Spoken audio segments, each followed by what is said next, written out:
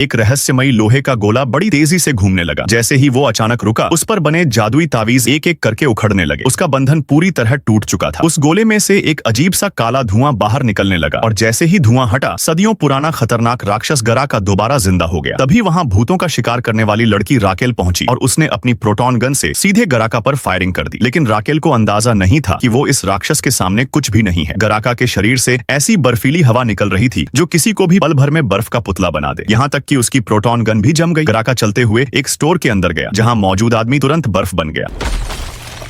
पूरी दुकान में इतनी कड़ाके की ठंड हो गई कि बर्फ की वजह से दरवाजा तक चटक गया। गराका जहां भी जाता उसके पीछे पीछे बर्फ जम जाती। वो वहां अपने जादुई सींग वापस लेने आया था।